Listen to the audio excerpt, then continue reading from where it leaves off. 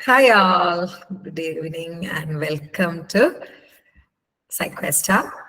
ഒരു വെൽക്കം ഒക്കെ എന്താന്ന് പഴയ ആൾക്കാർ വിചാരിക്കുന്നുണ്ടാവും, കുറെ പുതിയ ആൾക്കാരും ഉണ്ട്. അതായത് 2023 ജൂൺ ബാച്ചും 2024 ജനുവരി ബാച്ചും എല്ലാവരും ഉണ്ട് ഇതില്. അപ്പോ സൈക്വസ്റ്റയുടെ അനുസരിച്ച് നമ്മൾ ഓരോ 6 മാസത്തിലും 4 സബ്ജക്ട് ലൈവാണ്. 8 സബ്ജക്റ്റ് ആണ് മൊത്തത്തിലുള്ളത്. 4 സബ്ജക്റ്റിന്റെ ലൈവാണ് നമ്മൾ എടുക്കാറുള്ളത്. അപ്പോ ഇപ്പൊ നമ്മൾ 101ഉം 102ഉം കംപ്ലീറ്റ്ലി കഴിഞ്ഞു. പിന്നെ ഇലക്ടീവ്സ് ഒക്കെയാണ്. ഇനി ഈ ഒരു 6 മാസത്തിൽ നമ്മൾ ബാക്കിയുള്ള സബ്ജക്ട്സിന്റെ ലൈവ് ഒക്കെയാണ് എടുക്കാൻ വേണ്ടി പോണത്. ഇനി 101ഉം 102 ഒക്കെ ജൂണിൽ എഴുതാനുള്ളവർ ഒട്ടും പേടിക്കേണ്ട. കംപ്ലീറ്റ് ലൈവ് റെക്കോർഡിംഗ് ക്ലാസ്സസ്, ലൈവിന്റെ റെക്കോർഡിംഗ് ക്ലാസ്സസ് ആണ് കംപ്ലീറ്റ്ലി നിങ്ങൾക്ക് ആപ്പിൽ അവൈലബിൾ ആണ്. അത് കണ്ട് പഠിച്ചു തുടങ്ങാം. എസ്പെഷ്യലി 102 ഒക്കെ പേടിയുള്ളവർക്ക് ഒട്ടും പേടിക്കേണ്ട. ഒത്തിരി വിശദമായിട്ട് കുഞ്ഞു കുഞ്ഞു കുഞ്ഞു ക്ലാസ്സുകളായിട്ടാണ് 102 ഒക്കെ ഞാൻ എടുത്തിട്ടുള്ളത്. അത് ആപ്പില് ഓൾറെഡി ഉണ്ട്. ഇനി ഇപ്പൊ ഈ അടുത്ത് ജോയിൻ ചെയ്തവർ, അതായത് ആദ്യമായിട്ട് ഇപ്പം എന്താ പറയാ സൈക്കോളജി എടുത്ത് ഈ ജൂണിൽ അഡ്മിഷൻ എടുത്തവരൊക്കെ ഉണ്ട്. അവർക്കും എല്ലാവർക്കും കൂടി ജസ്റ്റ് എന്താണ് സബ്ജക്ട്സ്, എത്ര സബ്ജക്ട്സ് ആണ് ഉള്ളത് എന്നൊക്കെ ഞാൻ ആദ്യം ഒന്ന് പരിചയപ്പെടുത്തി തരാം. സൈക്വസ്റ്റയുടെ ഇഗ്നോയുടെ BA-PCH BA സൈക്കോളജി ഹോണേഴ്സ് ആണ് നിങ്ങളൊക്കെ എൻറോൾ ചെയ്തിട്ടുള്ളത്. അപ്പൊ ഫസ്റ്റ് ഇയറിലെ സിലബസ് എന്ന് പറയുന്നത് 4 കോർ സബ്ജക്റ്റും 2 കമ്പൾസറി സബ്ജക്റ്റും ആണ് ഉള്ളത്. 4 കോർ സബ്ജക്റ്റ് എന്ന് പറഞ്ഞാൽ 4 സൈക്കോളജിയുടെ സബ്ജക്റ്റ് ആണ്. ഈ 2 കമ്പൾസറി എന്ന് പറയുന്നതും എല്ലാവരും എഴുതേണ്ട കമ്പൾസറി ആയിട്ടുള്ള സബ്ജക്റ്റ് ആണ്. അപ്പോൾ BPCC 101 ഇൻട്രൊഡക്ഷൻ ടു സൈക്കോളജി ആണ്. BPCC 102 bio psychology. അതൊരു ബയോളജി ഇല്ലേ, നമ്മൾ പണ്ട് പഠിച്ച ബയോളജി, നമ്മുടെ നെർവസ് സിസ്റ്റം, അങ്ങനത്തെ കാര്യങ്ങൾ. അത് കൂടാതെ കുറച്ച് എക്സ്റ്റെൻഡഡ് ആയിട്ട് ബ്രെയിനിന്റെ ഭാഗങ്ങളൊക്കെ കുറച്ച് വിശദീകരിച്ച് പറയുന്ന രീതിയിലുള്ള ക്ലാസ് ആണ് വരുന്നത്. ഇനി BPCC 103 എന്ന് പറയുന്നത് സൈക്കോളജി ഓഫ് ഇൻഡിവിജ്വൽ ഡിഫറൻസ് ആണ്. അതാണ് നമ്മൾ എടുക്കാൻ വേണ്ടി പോകുന്നത്. ഫസ്റ്റ് യൂണിറ്റ് എല്ലാവരും കണ്ടോ? എത്ര പേര് ഫസ്റ്റ് യൂണിറ്റ് കണ്ടു? ഫസ്റ്റ് യൂണിറ്റിന്റെ 4 വീഡിയോ ഞാൻ ഓൾറെഡി കാണാൻ പറഞ്ഞിരുന്നു. എത്ര പേര് കണ്ടു? എത്ര പേര് കണ്ടു? യെസ്, മുബീന കണ്ടു. വേറെ ആരും കണ്ടില്ല? ജസീല കണ്ടു, മുഫീദ കണ്ടു. Very good, very good, very good. ഒത്തിരി പേര് കണ്ടു. മനസ്സിലാവുന്നുണ്ടോ? സത്യസന്ധമായിട്ട് ചോദിക്കുകയാണ്. ഞാൻ എടുത്ത ലൈവ് ക്ലാസ്സസിന്റെ റെക്കോർഡിങ്സ് കണ്ടിട്ട് മനസ്സിലായോ? ആരെങ്കിലും ഒന്ന് അൺമ്യൂട്ട് ചെയ്ത് പറയാവോ? മനസ്സിലാവുന്നുണ്ടോ? ഡൗട്ട്സ് ഉണ്ടായിട്ടുണ്ടോ? എന്തെങ്കിലും ഉണ്ടോ? മനസ്സിലാവുന്നുണ്ട്. ഡൗട്ട്സ് എന്തെങ്കിലും ഉണ്ടോ? നമ്മുടെ അഡ്മിഷൻ ഒന്നും നമ്മൾ ക്ലോസ് ചെയ്തിട്ടൊന്നുമില്ല കേട്ടോ. നിങ്ങളുടെ ഫ്രണ്ട്സിനൊക്കെ നിങ്ങൾ സജസ്റ്റ് ചെയ്യാം. ഓക്കെ കേട്ടോ? ഓക്കെ. അപ്പൊ BPCC 103 psychology of individual difference ആണ്. BPCC 104 സ്റ്റാറ്റി ആണ്. അപ്പൊ ഞാനിപ്പം ഇനി ഈ തിങ്കൾ മുതൽ വ്യാഴം വരെ 103 ആണ്. വെള്ളിയാഴ്ച സ്റ്റാറ്റി ആയിരിക്കും എടുക്കുക. അപ്പൊ സ്റ്റാറ്റിയുടെ സമ്മാണ് നമ്മൾ എടുക്കുക. അപ്പൊ ഒരു 5 സമ്മാണ് നിങ്ങൾക്ക് പഠിക്കാനുള്ളത് ഫസ്റ്റ് ഇയറിലേക്ക്. വെറും 5 സമ്മ മാത്രം. അപ്പം ഞാൻ ഓരോ ആഴ്ചയിലും ഓരോ സമ്മ പഠിപ്പിച്ചു തരും. എന്നിട്ട് ഒരു 4ഓ 5ഓ പ്രാക്ടീസ് സമ്മ നിങ്ങൾക്ക് തരും. അപ്പൊ നിങ്ങൾ ആ ആഴ്ച കംപ്ലീറ്റ്ലി അത് ചെയ്ത് നോക്കി ഒരു നോട്ട് അതിനായിട്ട് മേടിച്ചു വെക്കുക. അപ്പൊ നിങ്ങൾക്ക് എന്താവും, ആ നോട്ടിലുള്ള സമ്മ മാത്രം പ്രാക്ടീസ് ചെയ്താൽ 40-50 മാർക്കിന്റെ അടുത്ത് 40ൽ കൂടുതൽ മാർക്ക് നിങ്ങൾക്ക് മേടിച്ചെടുക്കാൻ വേണ്ടി പറ്റും കേട്ടോ. അപ്പൊ എല്ലാ ദിവസവും വെള്ളിയാഴ്ച നമുക്ക് എന്താണ് സ്റ്റാറ്റി ആയിരിക്കും എല്ലാ ആഴ്ചയിലും ഉണ്ടാവട്ടോ. ഈ 4 കോർ സബ്ജക്ട്. ഇനി അബിലിറ്റി എൻഹാൻസ്മെന്റ് കമ്പൾസറി സബ്ജക്ട് എന്ന് പറഞ്ഞിട്ട് 2 സബ്ജക്ട് നമുക്കുണ്ട്. ഫസ്റ്റ് വൺ എൻവയോൺമെന്റൽ സ്റ്റഡീസ് ആണ്, അതായത് പരിസ്ഥിതി പഠനം. ഫുൾ ക്ലാസ്സസ് ഞാൻ കഴിഞ്ഞ ബാച്ചിന് വേണ്ടി എടുത്തു കൊടുത്തിട്ടുണ്ട്. ഇതിന്റെ പ്രത്യേകത, ഇത് നിങ്ങൾക്ക് എഴുതലല്ല ഉത്തരം. MCQ പോലെയാ. ഒരു ക്വസ്റ്റ്യന് 4 ഓപ്ഷൻസ് ഉണ്ട്. അതിൽ ഓരോന്നും ചൂസ് ചെയ്ത് 1 വേർഡ് ക്വസ്റ്റ്യൻസ് ആണ് ഉണ്ടാവുക എൻവയോൺമെന്റിൽ. അപ്പൊ എൻവയോൺമെന്റിൽ ഏതൊക്കെ പഠിക്കണമെന്ന് നോക്കാനാണെങ്കിൽ നമ്മുടെ സ്റ്റഡി മെറ്റീരിയലിൽ ഒരു 5 വർഷത്തെ ക്വസ്റ്റ്യൻ പേപ്പർ സോൾവ് ചെയ്ത് നമ്മൾ ഇട്ടിട്ടുണ്ട്. സോ അത് മാത്രം നിങ്ങൾ നോക്കിപ്പോയാലും മതി. ക്ലാസ് കേൾക്കണം കേട്ടോ. ക്ലാസ് കേട്ടിട്ട് അത് മാത്രം നോക്കിപ്പോയാൽ മതി. പിന്നെ ഇംഗ്ലീഷ് കമ്മ്യൂണിക്കേഷൻ സ്കില്ല്. ഇംഗ്ലീഷിൽ എങ്ങനെയാ കമ്മ്യൂണിക്കേറ്റ് ചെയ്യുക, നമ്മൾ പണ്ട് പഠിച്ച ലെറ്റർ എഴുതാന്, അങ്ങനത്തെ പോസ്റ്റർ ഉണ്ടാക്കാൻ, അങ്ങനത്തെ കാര്യങ്ങളൊക്കെയാണ് ഈ ഇംഗ്ലീഷ് കമ്മ്യൂണിക്കേഷൻ സ്കില്ലില് വരിക. അപ്പം കോർ സബ്ജക്ട്സ് ഏതൊക്കെയാണ്, കമ്പൾസറി സബ്ജക്ട് ഏതൊക്കെയാന്നൊക്കെ മനസ്സിലായോ? മനസ്സിലായോ? പറഞ്ഞേ.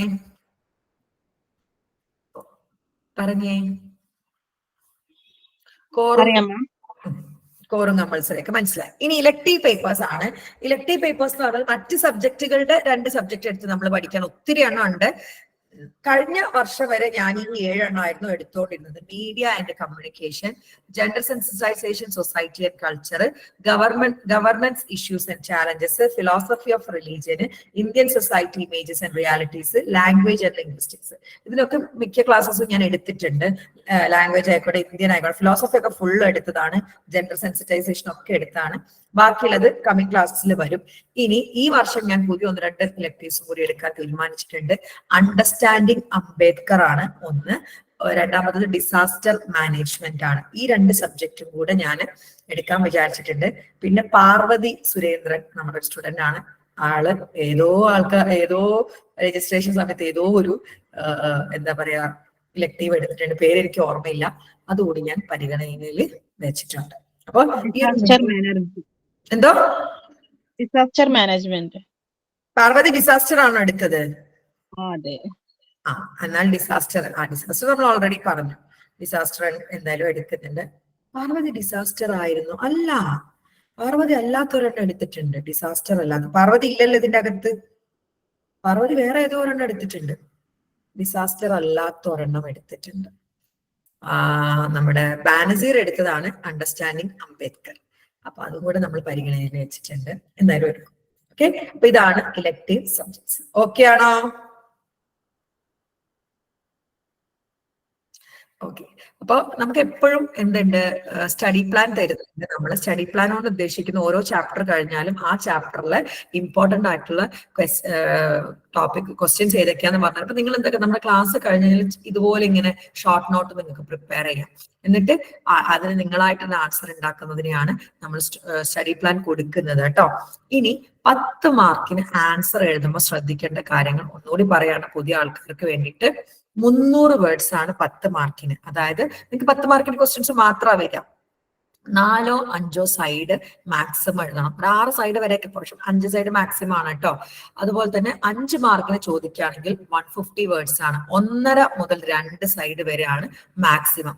എപ്പോഴും ഒരു ക്വസ്റ്റ്യൻ ആൻസർ ചെയ്യുമ്പോൾ ഒരു ഡെഫിനിഷൻ, ക്ലിയർ ആയിട്ടുള്ള ഒരു ഡെഫിനിഷൻ ആദ്യം കൊടുക്കണം. എന്താണോ ക്വസ്റ്റ്യൻ അതിന്റെ ഒരു ഡെഫിനിഷൻ, ആ ഡെഫിനിഷൻ തന്നെ അത് പ്രപ്പോസ് ചെയ്ത്, അതായത് ആ ഒരു ഡെഫിനിഷൻ ഉണ്ടാക്കിയ ആളുടെ പേരോ ഇയറോ ഉണ്ടെങ്കിൽ അതുകൂടി മെൻഷൻ ചെയ്യണം. ഇനി കുറെ സൈഡ് ഹെഡിങ്സ് ഒക്കെ ഉണ്ടെങ്കിൽ എല്ലാ സൈഡ് ഹെഡിങ്സും വേറെ തന്നെ എഴുതിയിട്ട് വ്യക്തമായിട്ട് അണ്ടർലൈൻ ചെയ്യണം. നീറ്റ് ആയിട്ട് എഴുതാൻ വേണ്ടി ശ്രമിക്കാം. അതുപോലെ മെയിൻ പോയിന്റ്സ് ഒക്കെ ഉണ്ടെങ്കിൽ എന്ത് ചെയ്യുക, ഒന്ന് അണ്ടർലൈൻ ചെയ്യാൻ വേണ്ടി ശ്രദ്ധിക്കാം. അപ്പോൾ ഷോർട്ട് നോട്ട് പ്രിപ്പയർ ചെയ്യേണ്ട വിധമൊക്കെ ഞാൻ ഈ സ്റ്റഡി പ്ലാനിൽ വ്യക്തമായിട്ട് കൊടുത്തിട്ടുണ്ട്. ഒരു ക്വസ്റ്റ്യൻ എടുത്തിട്ടാണ് 101 describe the characteristic that justify psychology as A science എന്നുള്ളൊരു ക്വസ്റ്റ്യൻ എടുത്തിട്ട് അതെങ്ങനെയാണ് ആൻസർ ചെയ്യേണ്ടത്, ഷോർട്ട് നോട്ട് പ്രിപ്പയർ ചെയ്യേണ്ടത് എന്ന് ഞാൻ സ്റ്റഡി പ്ലാനിൽ ഓൾറെഡി കൊടുത്തിട്ടുണ്ട്. സോ ആ സ്റ്റഡി പ്ലാൻ ഞാൻ നിങ്ങൾക്ക് ഗ്രൂപ്പിൽ പുതിയ ആൾക്കാർക്ക് വേണ്ടി അവൈലബിൾ ആക്കി തരാം. ഓക്കെ ആണോ? Okay ma'am. BPCC 103 study plan ഞാൻ അപ്ഡേറ്റ് ചെയ്തുകൊണ്ടിരിക്കുകയാണ്. അത് കഴിഞ്ഞ് കഴിഞ്ഞാൽ സെക്കൻഡ് യൂണിറ്റ് കഴിയുമ്പോഴേക്കും ഞാൻ അത് തരാം കേട്ടോ. അതെന്ന് വെച്ച് കഴിഞ്ഞാല് ഈ 2023 ഡിസംബറിലെ ക്വസ്റ്റ്യൻസും കൂടി ആഡ് ചെയ്യാൻ വേണ്ടിയിട്ടാണ് കേട്ടോ. അപ്പോൾ ഞാൻ എപ്പം തരുന്നതാണ് നിങ്ങൾക്ക് ഈ സെക്കൻഡ് യൂണിറ്റ് കഴിയുമ്പോഴേക്ക് തരാം.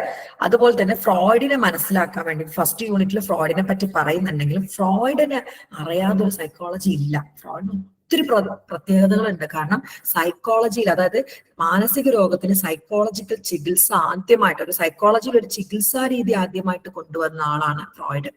അതേപോലെ ന്യൂറോളജിസ്റ്റ് ഒക്കെ ആയിരുന്നു. അപ്പം ഫസ്റ്റ് ഇയറിലായിക്കോട്ടെ, സെക്കൻഡ് ഇയറിലായിക്കോട്ടെ, തേർഡ് ഇയറിലായിക്കോട്ടെ, ഇനിയിപ്പം നിങ്ങൾ PG പോയാലും അവിടെ ഫ്രോയിഡ് ഉണ്ട്. അപ്പൊ ഫ്രോയിഡിന്റെ തിയറിയിൽ ഒരു കറക്റ്റ് അണ്ടർസ്റ്റാൻഡിങ് ഇല്ലാതെ നിങ്ങൾക്ക് ഒരു രീതിയിലും മുന്നോട്ട് പോകാൻ പറ്റത്തില്ല. അപ്പൊ ഫ്രോയിഡിനെ മനസ്സിലാക്കാൻ വേണ്ടി ഒരു 3 ക്ലാസ്, ഒരു കേസ് സ്റ്റഡി വരെ വെച്ചിട്ട് ഒരു 3 ക്ലാസ്സസ് ഞാൻ എടുത്തിട്ടുണ്ട്. ഓൾറെഡി ആ BAPSHന്റെ പബ്ലിക് ഗ്രൂപ്പിൽ ഞാൻ ഇട്ടിട്ടുണ്ട്. എന്നാലും നിങ്ങൾക്ക് കുറച്ചുകൂടി മനസ്സിലാവാൻ വേണ്ടിയിട്ട്, അല്ലെങ്കിൽ ടാഗ് ചെയ്യാൻ വേണ്ടിയിട്ട് ഞാൻ നിങ്ങളുടെ ഈ ഗ്രൂപ്പിലും കൂടി ആഡ് ചെയ്ത് തരാം. സമയമുള്ളപ്പോൾ നിർബന്ധമായിട്ടും കാണാൻ വേണ്ടി ശ്രമിക്കാം. ഇനി ഞാൻ എടുക്കാൻ പോകുന്നത് BPCC 103 individual psychology of individual ഡിഫറൻസിലെ 2ാമത്തെ യൂണിറ്റ് ആണ്. Assessment of personality. അതെ, ഓൾറെഡി ആപ്പിൽ അവൈലബിൾ ആണല്ലോ. ആപ്പിൽ അവൈലബിൾ ആണ്. നിങ്ങളുടെ സ്റ്റഡി മെറ്റീരിയൽസ് ആപ്പിൽ സ്റ്റഡി മെറ്റീരിയൽസിൽ പോയി കഴിഞ്ഞാൽ I will just show you നമ്മുടെ ആപ്പിലെ സ്റ്റഡി മെറ്റീരിയൽസ്. അഡ്മിൻസ് പോർട്ടൽ എടുത്ത് കാണിച്ചു തരാം കേട്ടോ.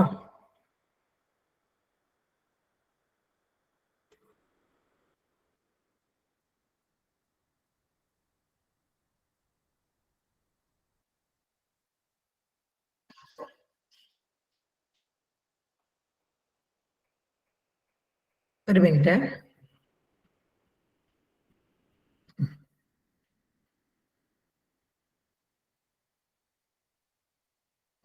ഈ സ്റ്റഡി മെറ്റീരിയൽസിൽ പോയി കഴിഞ്ഞാൽ എല്ലാം അതിലുണ്ട്. ഉണ്ടാവും. ഇത് സൈക്വസ്റ്റ സ്റ്റഡി മെറ്റീരിയൽസിലാണ് നോട്ട്സ് ഫുള്ള് ഉണ്ടാവുക. 101, 102, 103, 104 environment, English, philosophy of religion, gender, media communication, governance issues and challenges, Indian society, language and linguistics. ഇതാണ് സൈക്വസ്റ്റ സ്റ്റഡി മെറ്റീരിയൽസിലാണ് നിങ്ങൾക്ക് സൈക്വസ്റ്റയുടെ നോട്ട്സ് ഉണ്ടാവാം. ഇനി ഇഗ്നോയുടെ മെറ്റീരിയൽ ആണെങ്കിൽ ഇഗ്നോയുടേത് നമ്മൾ കൊടുത്തിട്ടുണ്ട് കേട്ടോ, ഇഗ്നോയുടെ മെറ്റീരിയൽ. പിന്നെ റെഫറൻസ് ടെക്സ്റ്റ് ബുക്ക് ഉണ്ട്. റെഫറൻസ് ടെക്സ്റ്റ് ബുക്ക് ഞാൻ ഇന്ന് ആഡ് ചെയ്യുന്നതാണ്. അത് റെഫറൻസ് ടെക്സ്റ്റ് ബുക്ക് വേണ്ടത് എന്താണെന്ന് വെച്ച് കഴിഞ്ഞാൽ നമുക്ക് അസൈൻമെന്റ് എഴുതാൻ വേണ്ടിയിട്ടാണ് കേട്ടോ. അപ്പൊ ആ ഒരു പ്രീവിയസ് ക്വസ്റ്റ്യൻ പേപ്പറും അസൈൻമെന്റ് സൊല്യൂഷൻസ് ഒക്കെ നമുക്ക് വരാൻ പോകുന്ന അധ്യായങ്ങളാണ്. സോ അത് ഇന്നും നാളെയൊക്കെ ആയിട്ട് ഞാൻ ആഡ് ചെയ്യുന്നതാണ്. അസൈൻമെന്റ് എഴുതുന്നത് കംപ്ലീറ്റ്ലി ഞാൻ ഹെൽപ്പ് ചെയ്യുന്നതാണ്. സ്പൂൺ ഫീഡ് ചെയ്യല്ല കേട്ടോ. എങ്ങനെയാണ് എഴുതേണ്ടത് അതിന് വേണ്ട ടെക്സ്റ്റ് ബുക്ക് ഒക്കെ ഞാൻ അവൈലബിൾ ആക്കുന്നതാണ്. ഓരോരോ സബ്ജക്റ്റ് ആയിട്ടാണ് നമ്മൾ എഴുതാം. ഇപ്പൊ എഴുതാൻ പോകുന്നത് PPCC 101ഉം 103യുമാണ്. 101ഉം 103യും ഭയങ്കര കണക്റ്റഡ് ആണ് കേട്ടോ. അതുകൊണ്ടാണ് അത് രണ്ടെണ്ണം ഒരുമിച്ച് ചെയ്യിപ്പിക്കാൻ വേണ്ടി പോകുന്നത്. ഓക്കെ ആണോ?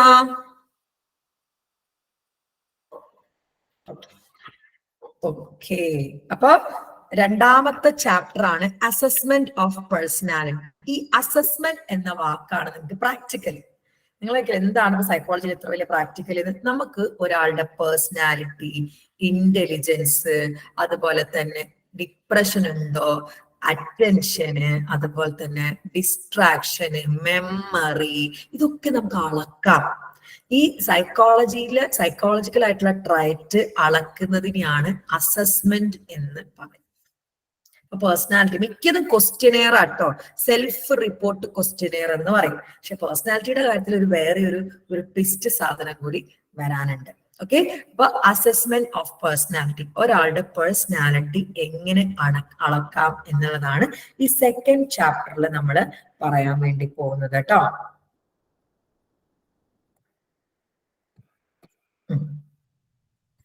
നോക്കാം നമുക്ക്.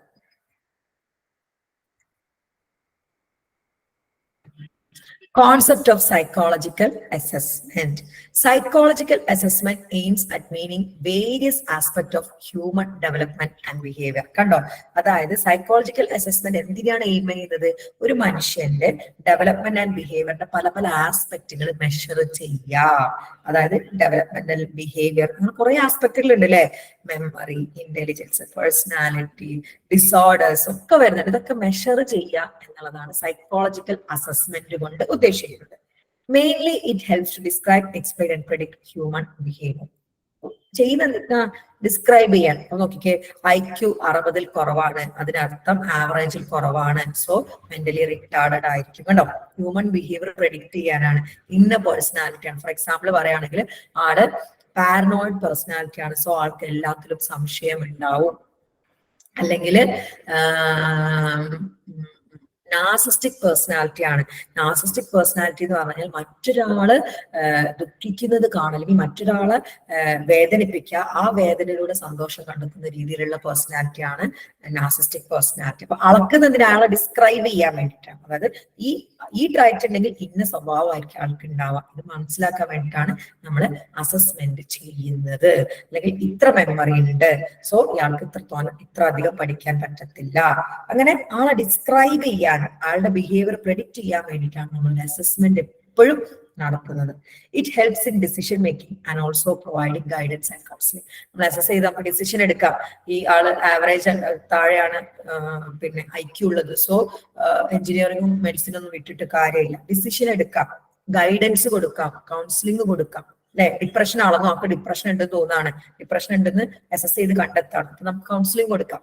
അതായത് നമ്മൾ എപ്പോഴും ഒരു സൈക്കോളജിക്കൽ അസസ്മെന്റ് നടത്തുന്നത് ആളെ ഡിസ്ക്രൈബ് ചെയ്യാനും അയാളുടെ ബിഹേവിയർ പ്രെഡിക്റ്റ് ചെയ്യാനും അതുവഴി ആളുടെ ജീവിതത്തിൽ ഒരു ഡിസിഷൻ എടുത്തു കൊടുക്കാനും ഗൈഡൻസ് കൊടുക്കാനും കൗൺസിലിംഗ് കൊടുക്കാനും ഒക്കെയാണ് കേട്ടോ.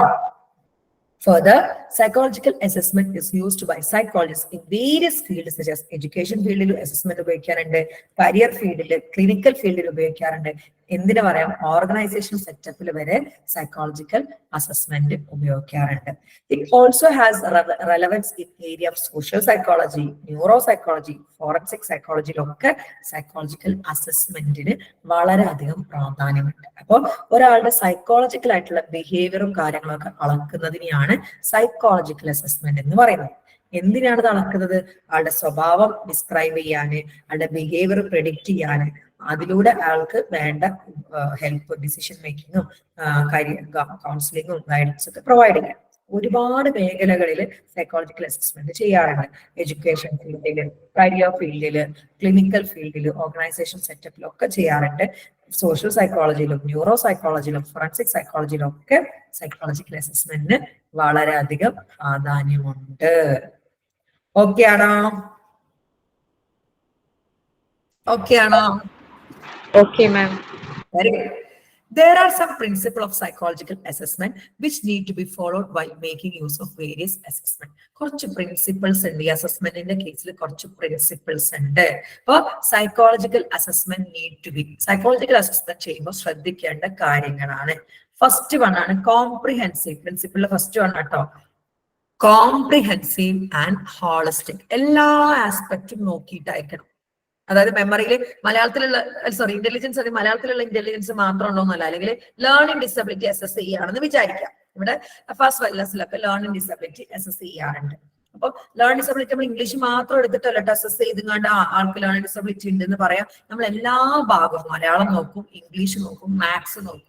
ഹിന്ദി അത്ര പ്രാധാന്യം ഇല്ലായിട്ടാണ്, അല്ലെങ്കിൽ ഹിന്ദി കൂടി നമുക്ക് നോക്കേണ്ടി വരും. നോക്കിക്കേ, all relevant aspect need to be taken into account. നമ്മൾ എന്തിനാണ് അളക്കുന്നത് അതിന്റെ എല്ലാ ആസ്പെക്റ്റും ആ അളക്കലിൽ ഉണ്ടായിരിക്കണം. Integrating all aspects of individual's life, the socio-cultural context of the individual need to be considered. അതായത് മാനസിക, ശാരീരിക, സാമൂഹിക ആസ്പെക്റ്റുകൾ കംപ്ലീറ്റ് നോക്കിയിട്ടാണ് നമ്മൾ എന്ത് ചെയ്യേണ്ടത്, ഒരാളുടെ ഏതൊരു ബിഹേവിയർ അല്ലെങ്കിൽ ഏതൊരു ക്യാരക്ടറിസ്റ്റിക് ആയിക്കോട്ടെ അളക്കേണ്ടത്. ഞാൻ ജസ്റ്റ് കാണിച്ചു തരാം കേട്ടോ, നിങ്ങൾക്ക് മനസ്സിലാക്കി എന്താണ് കോംപ്രിഹെൻസീവ് എന്നും കാട്ടുതരാം. ലേണിംഗ് ഡിസബിലിറ്റി ഉണ്ടോന്ന് അസസ് ചെയ്യലും ഒരു സൈക്കോളജിക്കൽ അസസ്മെന്റ് തന്നെയാണ്. അപ്പൊ ഇവിടെ എന്റെ ക്ലിനിക്കിൽ ലേണിംഗ് ഡിസബിലിറ്റി ഉണ്ടോന്ന് ഞാൻ അസസ്മെന്റ് ചെയ്യാറുണ്ട്. എവിടെ പോയി, ഒരു മിനിറ്റ്. പ്രാക്ടിക്കൽ ഓറിയന്റഡ് ആണെന്ന് പറഞ്ഞിട്ടല്ലേ നമ്മളിങ്ങനെ പോസ്റ്ററൊക്കെ ഇട്ടിരിക്കുന്നത്. സൈക്കോളജി പഠിക്കാം പ്രാക്ടീസിങ് സൈക്കോളജിസ്റ്റിന്റെ കൂടെ. അപ്പൊ നിങ്ങൾ ചോദിക്കുന്നത് എന്താ ഇപ്പൊ ഈ പ്രാക്ടീസിങ് സൈക്കോളജിസ്റ്റിന്റെ കൂടെ പഠിക്കുമ്പോഴുള്ള കാര്യം കാണിച്ചുതരാം.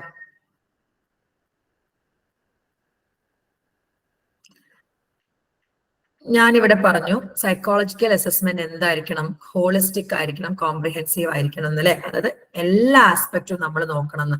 ഇതിവിടെ അഫാസ് വെൽനെസ്സില് നമ്മുടെ LD അസസ്മെന്റ് ഫോം ആണ്.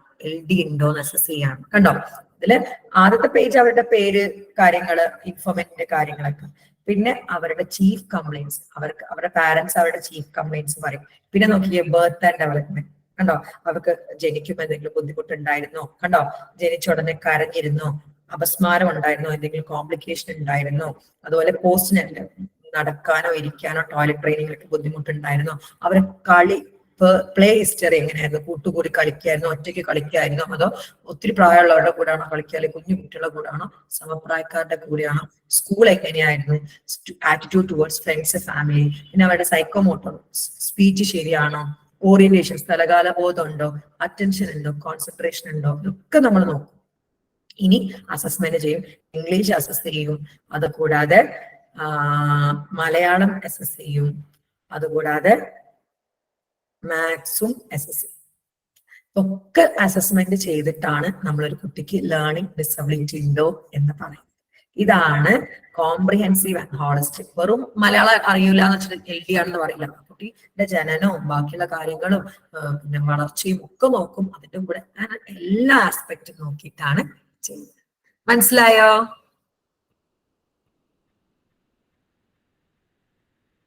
ഇങ്ങനെയാണ് കേട്ടോ ഞാൻ പ്രാക്ടിക്കൽ ഓറിയന്റഡ് എന്ന് പറഞ്ഞത്. ഇതാണ് കേട്ടോ, നമ്മൾ എങ്ങനെയാണെന്നുള്ള രീതിയിലായിരിക്കും ഓരോ ടെർമിനോളജീസും പഠിക്കും. Systematic assessment is a systematic process. It involves planning as to what, how, and why to assess. Planning വേണം. The steps in the assessment process involves deciding the objective or goals of the assessment. കാരണം first നമ്മൾ decide ചെയ്യാണ് goal അല്ലെങ്കിൽ objective. ഇപ്പൊ LDയുടെ കേസിൽ എന്താ, കുട്ടിക്ക് LD ഉണ്ടോ ഇല്ലയോ എന്ന് കണ്ടെത്തണം. ഇനി identify the assessment method or technique to achieve identified object. ഇനി ഈ ഗോളിലേക്ക് ഏത് മെത്തേഡാണ്, ഇപ്പം LD ആണെങ്കിൽ ഞാൻ ഉപയോഗിക്കുന്നത് ഞാനായിട്ട് ഡെവലപ്പ് ചെയ്തിട്ടുള്ള LDയുടെ അസസ്മെന്റ് ടൂൾ ആണ് ഇവിടെ ഉപയോഗിക്കുന്നത്, സ്റ്റാൻഡർഡൈസ്ഡ് ഫോർമാറ്റ്. അപ്പൊ ഏത് അസസ്മെന്റ് വേണമെന്ന് അത് ഗോള് എന്താണ് ചെയ്യേണ്ടത് തീരുമാനിക്കും, പ്ലാൻ ചെയ്തിട്ട് അതിന് ഏത് മെറ്റീരിയൽ അല്ലെങ്കിൽ ഏത് ടെക്നിക് ഉപയോഗിക്കണം തീരുമാനിക്കും.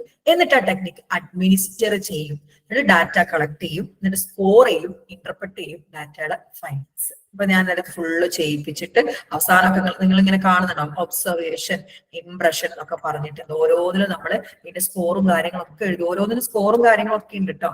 ഓരോന്നിനും ഇംപ്രഷൻ, നമ്മളുടെ ഇംപ്രഷൻ, ഒബ്സർവേഷനും കാര്യങ്ങളൊക്കെ എഴുതും. അതാണ് scoring, interpreting the assessment, data finding, integrating data from different sources to get a holistic picture. കണ്ടോ, നമ്മൾ കുഞ്ഞിനോട് മാത്രമല്ല സംസാരിക്കുക, കുഞ്ഞിനോടും കുഞ്ഞിന്റെ അച്ഛനോടും അമ്മയോടും വേണമെങ്കിൽ ടീച്ചറോടും കൂടി സംസാരിക്കും. അതാണ് ഹോളിസ്റ്റിക് പിക്ചർ. ഡിഫറെന്റ് സോഴ്സുകളിൽ നിന്ന് LDയുടെ കേസിൽ നമ്മൾ കുഞ്ഞുങ്ങളുടെ നോട്ട്ബുക്സ് എടുത്തു കൊണ്ടുവരാനും പറയും.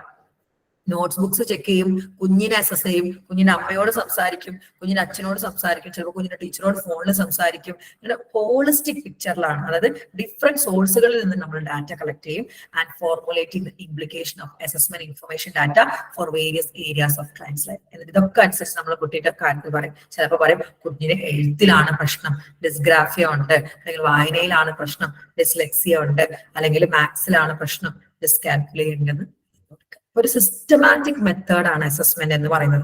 ആദ്യം നമ്മൾ പ്ലാൻ ചെയ്യും, എന്നിട്ട് ഗോളൊക്കെ സെറ്റ് ചെയ്യും, ഒബ്ജക്റ്റീവ് ഒക്കെ സെറ്റ് ചെയ്യും, പിന്നെ ഏത് ടൂൾ എടുക്കണമെന്ന് തീരുമാനിക്കും, എന്നിട്ട് ഈ ടൂള് അഡ്മിനിസ്റ്റർ ചെയ്യും, അതായത് ചെയ്യിപ്പിക്കും. പല പല ഏരിയയിൽ നിന്നാണ് നമ്മൾ സോഴ്സ് ഡാറ്റ കളക്ട് ചെയ്യുക, എന്നിട്ട് ഇത് ഇന്റർപ്രറ്റ് ചെയ്തിട്ട് നമ്മൾ പറയും ക്ലയന്റിന്റെ ഇൻഫർമേഷൻ അവർക്ക് പാസ് ചെയ്ത് കൊടുക്കും, എന്താണ് ഇതെന്ന് കണ്ടെത്തിയത്. അത് ഉപയോഗിച്ച് അവരുടെ ലൈഫിൽ അവർക്ക് സിഗ്നിഫിക്കന്റ് ചേഞ്ചസ് വരുത്താം. അപ്പൊ രണ്ടാമത്തെ പ്രിൻസിപ്പിൾ എന്താണ്, അസസ്മെന്റ് എപ്പോഴും സിസ്റ്റമാറ്റിക് ആണ്. നമ്മൾ വെറുതെ ഒന്നും ചെയ്യുന്നില്ല, അതിനൊക്കെ ഓരോ പ്രോട്ടോകോൾസ് ഉണ്ട്. അതാണ് സിസ്റ്റമാറ്റിക് എന്ന് പറയുന്നത്. ഓക്കെ ആണോ? ഓക്കെ ആണോ? ഓക്കെ ആണ് മാം. ഇനി ഓൺ ഗോയിങ് ആണ്. അതായത് ഇപ്പൊ നമ്മൾ LD അസസ് ചെയ്ത് കഴിഞ്ഞ ഒരു കുട്ടിക്ക് LD ഉണ്ട് എന്ന് പറഞ്ഞാൽ LD മാനേജ്മെന്റ് ട്രീറ്റ്മെന്റ് കൊടുക്കും, LD മാനേജ് ചെയ്യാനുള്ള കുറെ മെത്തേഡ്സ് ഒക്കെ കൊടുക്കും. എന്നിട്ട് കുഞ്ഞിനെ വീണ്ടും വീണ്ടും കുറവുണ്ടോ എന്ന് ഇങ്ങനെ ടെസ്റ്റ് ചെയ്തുകൊണ്ടിരിക്കും. ഒരു ഓൺ ഗോയിങ് പ്രോസസ്സാണ്. LD ഇല്ലാത്ത കുട്ടികൾക്ക് വേണ്ട കേട്ടോ, LD ഉള്ളവർക്കാണെങ്കിൽ നമ്മൾ വീണ്ടും വീണ്ടും ടെസ്റ്റ് ചെയ്ത് നോക്കും. അതുപോലെ ഡിപ്രഷൻ ഉള്ള ഒരാൾക്ക് നമ്മൾ ഡിപ്രഷനെ ടെസ്റ്റ് ചെയ്തു, ഡിപ്രഷൻ ഉണ്ടെന്ന് കണ്ടെത്തി. അപ്പൊ നമ്മൾ എന്താക്കും, സൈക്കോളജിക്കൽ കൗൺസിലിംഗ് കൊടുക്കും, അതായത് സൈക്കോതെറാപ്പി. ഇങ്ങനെ അസസ് ചെയ്ത് നോക്കും, കുറഞ്ഞോ കൂടിയോ എന്നൊക്കെ അസസ് ചെയ്ത് നോക്കും. ഒരു ഓൺ ഗോയിങ് പ്രോസസ്, ഒറ്റയടിക്ക് അത് തീരത്തില്ല. അതാണ് on going. Psychological assessment is not a one time activity. It need to be an ongoing assessment to capture the dynamic nature of human behaviour. കണ്ടോ, സൈക്കോളജിക്കൽ അസസ്മെന്റ് ഒരു one time activity ഇല്ല, അത് ongoing assessment ആണ്. ആ dynamic nature of human behaviour മാറിക്കൊണ്ടിരിക്കുന്നതാണ് dynamic nature. മാറിക്കൊണ്ടിരിക്കുന്ന കാര്യങ്ങൾ ഒപ്പിയെടുക്കേണ്ടതുണ്ട്. എപ്പിസോഡിക് ഗ്യാപ്പിൽ, അതാണ് episodic assessment may not reflect the true nature of the individual. ഗ്യാപ്പിട്ട് ചെയ്താൽ നമുക്ക് കിട്ടില്ല. ഇന്ന് ചെയ്ത് പിന്നെ അടുത്ത 2 കൊല്ലം കഴിഞ്ഞിട്ട് അങ്ങനെയല്ല, ഓൺഗോയിങ് ആയിരിക്കണം. അതായത് കൃത്യം അവസരങ്ങളിൽ എന്ത് ചെയ്യണം, കുട്ടിയുടെ അല്ലെങ്കിൽ ആളുടെ പ്രോഗ്രസ് നമ്മൾ ചെക്ക് ചെയ്തുകൊണ്ടിരിക്കണം. അതാണ് ഓൺ ഗോയിങ് ആണ്, വൺ ടൈം ആക്ടിവിറ്റി അല്ല. ഓക്കെ ആണോ? ഓക്കെ ആണോ? എന്തോ മാം, നമുക്കിപ്പോ ഒരു പേഷ്യന്റിന് ഒരു അരമണിക്കൂറോ അല്ലെങ്കിൽ 1 മണിക്കൂറോ ഒക്കെ അല്ലേ കിട്ടുള്ളൂ. അപ്പൊ അതിന് മാറ്റം വന്നിട്ടുണ്ടോ എന്ന് അറിയാം. ഇപ്പൊ 1 മണിക്കൂർ കൊണ്ട് നമുക്ക് മാറ്റം വന്നിട്ടുണ്ടോ എന്ന് മനസ്സിലാവും. അതായത് ഇനീഷ്യൽ ഒരു പേഷ്യന്റ് കൗൺസിലിങ്ങിന് വരുമ്പോൾ ഇനീഷ്യൽ സ്റ്റേജ് എന്ന് പറയുന്നത് ഒരു 3 സെഷനെങ്കിൽ വേണം അവരുടെ ഒരു മൊത്തം പ്രശ്നങ്ങൾ മനസ്സിലാക്കി തെറാപ്പിയൊക്കെ തുടങ്ങാൻ. പിന്നെ പിന്നെ നമുക്ക് മാറ്റങ്ങൾ ഉണ്ടോ എന്ന് പെട്ടെന്ന് എക്സ്പീരിയൻസ് ആണോ അതൊക്കെ പെട്ടെന്ന് നമുക്ക് മനസ്സിലാവും. അത് ചെക്ക് ചെയ്യാനൊക്കെ നമ്മുടെ കേസ് ഹിസ്റ്ററിയിലും MSc ഒക്കെ നമ്മൾക്ക് കൃത്യം കാര്യങ്ങളുണ്ട്. അതുകൊണ്ടാണ് ഒരു ഇന്റേൺഷിപ്പ് നിങ്ങൾ ഒരു ഫസ്റ്റ് ഇയറിലോ സെക്കൻഡ് ഇയറിലോ തന്നെ ചെയ്യണം എന്ന് പറയുന്നത്. അപ്പൊ നിങ്ങൾക്ക് കുറെ കൂടെ പ്രാക്ടിക്കൽ ആയിട്ടുള്ള കാര്യങ്ങൾ അതിലൂടെ മനസ്സിലാക്കും. Okay, accurate assessment should be accurate in terms of assessing what it intends to measure. Reliability and validity should be ensured. എന്താണോ മെഷർ ചെയ്യാൻ ഉദ്ദേശിച്ചത് ഐക്യ തന്നെ മെഷർ ചെയ്യണം. ഡിപ്രഷൻ ആണെങ്കിൽ ഡിപ്രഷൻ തന്നെ മെഷർ ചെയ്യണം. ആക്യുറേറ്റ് ആയിട്ട് മെഷർ ചെയ്യണം. റിലയബിലിറ്റിയും വാലിഡിറ്റിയും ഉറപ്പുവരുത്തണം. റിലയബിലിറ്റി എന്ന് പറഞ്ഞാൽ ഇപ്പൊ നമ്മൾ ചെക്ക് ചെയ്യുമ്പോൾ ഉള്ള സ്കോറും, അതായത് പേഴ്സണാലിറ്റി ഇന്റലിജൻസിനൊക്കെ കേസിലാട്ടോ. ഇന്ന് ഞാൻ ഇപ്പോ സതിയമ്മേനെ IQ ചെക്ക് ചെയ്തപ്പോ 110 ഉണ്ടെന്ന് വിചാരിക്കാം. അപ്പൊ ഒരു 2 വർഷം കഴിഞ്ഞാലും ആ 110 തന്നെ ആവണം. അപ്പൊ ഇന്ന് 110 കിട്ടി, പിന്നെ 2 വർഷം കഴിഞ്ഞിട്ട് 150 ഒന്നും കിട്ടരുത്. അതായത് സ്കോറിലുള്ള കൺസിസ്റ്റൻസിയാണ് റിലയബിലിറ്റി. എന്താണോ മെഷർ ചെയ്യാൻ ഉദ്ദേശിച്ചത് അത് തന്നെയാണ് മെഷർ ചെയ്യുന്നതെങ്കിലാണ് വാലിഡിറ്റി. ഇന്റലിജൻസ് ആണ് മെഷർ ചെയ്യാൻ ഉദ്ദേശിക്കുന്നെങ്കിൽ ഇന്റലിജൻസ് തന്നെ ആയിട്ട് അതാണ് അക്യുറേറ്റ് ആയിരിക്കണം എപ്പോഴും അസസ്മെന്റ്. ഇനി 5ാമത്തെ പ്രിൻസിപ്പിൾ ആണ് കോൺഫിഡൻഷ്യൽ ഫൈൻഡിങ്. നമ്മൾ ഈ അസസ്മെന്റിൽ ഇപ്പൊ ഒരു കുട്ടി നമ്മൾ LD ചെയ്ത ആ കുട്ടി ഡിസ്ലെക്സിയ ആണെന്ന് പറഞ്ഞാൽ നാട്ടിൽ ആ കുട്ടി ഡിസ്ലെക്സിയ ആണെന്ന് പറഞ്ഞ് നടക്കാൻ പാടില്ല. Findings of assessment should be kept confidential. The individual client need to be ensured about it. നിങ്ങളുടെ ടെസ്റ്റിന്റെ റിസൾട്ട് ഒരു കാരണവശാലും ഞങ്ങൾ പുറത്ത് വിടില്ല എന്നുള്ള ഉറപ്പ് ക്ലയന്റിന് നമ്മൾ കൊടുത്തേ മതിയാവും. അതാണ് കോൺഫിഡൻഷ്യാലിറ്റി കൊണ്ട് ഉദ്ദേശിക്കുന്നത്. അപ്പൊ 5 പ്രിൻസിപ്പിൾ ആണ്. ഒന്ന്, കോംപ്രിഹെൻസീവ് ആൻഡ് ഹോളിസ്റ്റിക് ആയിരിക്കണം, സിസ്റ്റമാറ്റിക് ആയിരിക്കണം, ഓൺഗോയിങ് ആയിരിക്കണം, അക്യുറേറ്റ് ആയിരിക്കണം, കോൺഫിഡൻഷ്യൽ ആയിരിക്കണം. ഓക്കെ ആണോ? പറഞ്ഞേ.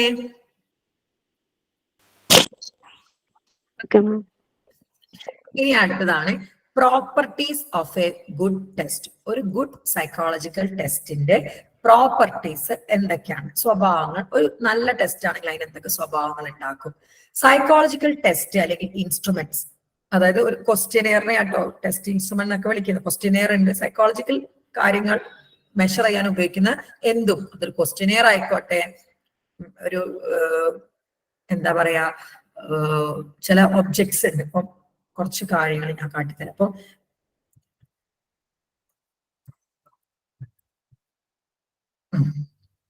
നിങ്ങൾക്ക് ഫസ്റ്റ് ഇയറിൽ ചെയ്യാനുള്ള ഒരു പ്രാക്ടിക്കൽ ആണ് Muller layer experiment apparatus. Muller layer ഉണ്ട്. ഇപ്പൊ മുള്ളർ ലെയർ ടെസ്റ്റ് ചെയ്യും. മുള്ളർ ലെയർ എന്ന് പറഞ്ഞാൽ ഇല്യൂഷൻ ഉണ്ടോ ഒരാൾക്ക് ടെസ്റ്റ് ചെയ്യാൻ ഉപയോഗിക്കുന്ന, ഒരാൾക്ക് ഇല്യൂഷൻ ഉണ്ടോ എന്ന് ടെസ്റ്റ് ചെയ്യാൻ ഉപയോഗിക്കുന്ന മെഷീനാണ്, ഒരു ഉപകരണമാണ്. നിങ്ങൾക്ക് ഫസ്റ്റ് ഇയറിൽ പ്രാക്ടിക്കൽ ചെയ്യാനുള്ള സാധനം കേട്ടോ മുള്ളർ ലെയർ ഇല്യൂഷൻ. ഓക്കെ, ഇനി സ്കാറ്റോസ്കോപ്പ്.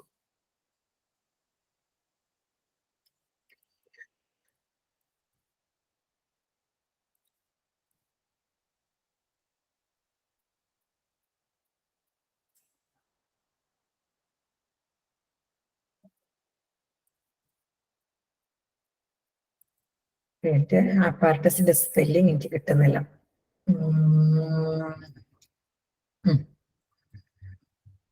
പ്രാക്ടിക്കൽ ഞാൻ തരും.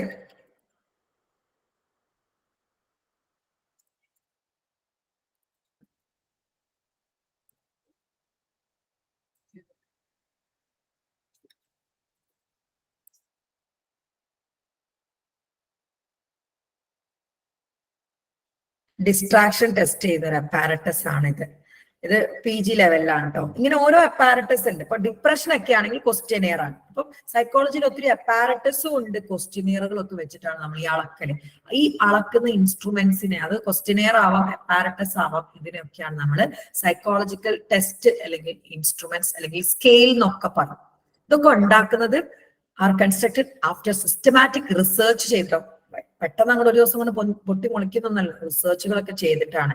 Which enables the test constructor to standardize the test constructed by them and further establish the validity and reliability. ഒരു സ്റ്റാൻഡർഡൈസ്ഡ് ആയിട്ടാണ് അത് കൺസ്ട്രക്ട് ചെയ്ത് വാലിഡിറ്റിയും റിലയബിലിറ്റിയും ഒക്കെ എസ്റ്റാബ്ലിഷ് ചെയ്തിട്ടാണ് നമുക്കത് ഉപയോഗിക്കാൻ വേണ്ടി തരുന്നത്. അപ്പൊ ഒരു ഗുഡ് ടെസ്റ്റിന് ഈ 5 പ്രോപ്പർട്ടി നിർബന്ധമായിട്ടും ഉണ്ടായിരിക്കണം.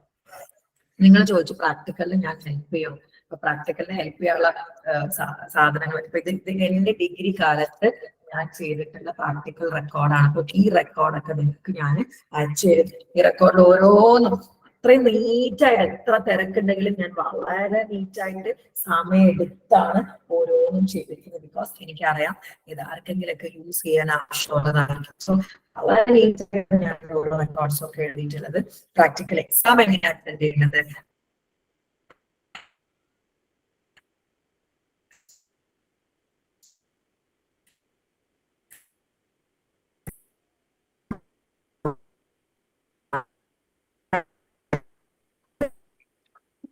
വോയിസ് ബ്രേക്ക് ആവുന്നുണ്ട്.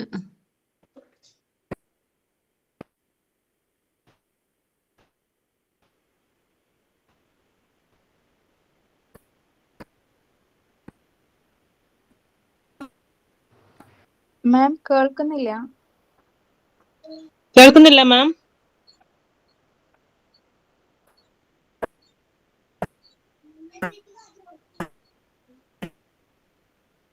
കേൾക്കുന്നില്ല മാം, പറയുന്നത് കേൾക്കുന്നില്ല.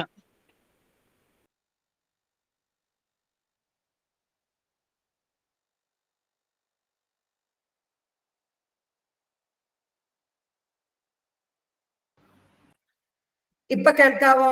ഇപ്പൊ കേൾക്കാവോ? ഇപ്പൊ കേൾക്കാം. അപ്പൊ റെക്കോർഡ് എങ്ങനെയാ സബ്മിറ്റ് ചെയ്യല്? അസൈൻമെന്റ് പോലെ അല്ല, നിങ്ങൾ ആദ്യം പ്രാക്ടിക്കൽ ക്ലാസ്സിന് പോയിട്ട് അറ്റൻഡ് ചെയ്യണം. ആ പ്രാക്ടിക്കൽ ചെയ്യേണ്ടത് എങ്ങനെയൊക്കെയാ നിങ്ങളുടെ റീജിയണൽ സെന്ററിൽ നിന്ന് നിങ്ങളെ പഠിപ്പിച്ചു തരും. അതിനുശേഷമാണ് റെക്കോർഡ് എഴുതി സബ്മിറ്റ് ചെയ്യേണ്ടി വരിക. ഓക്കെ, അങ്ങനെയാണ്.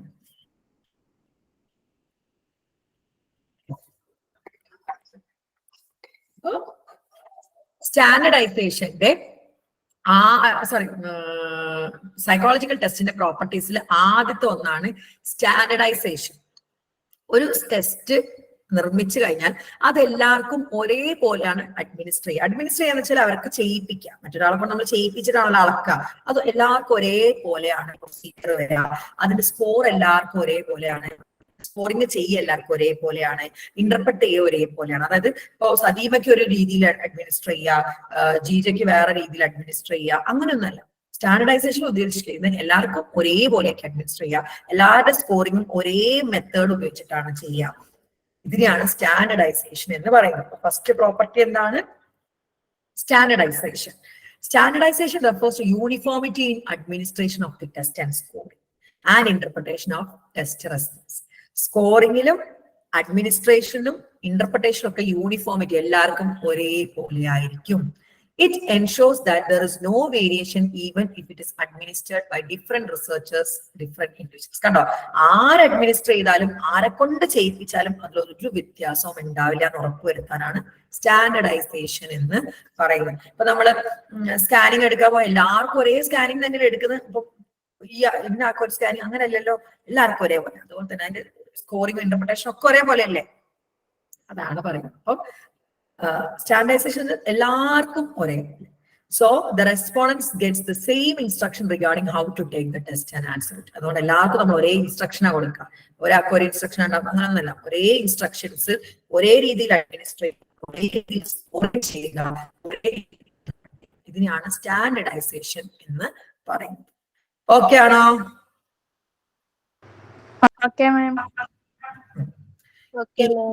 നോംസ്.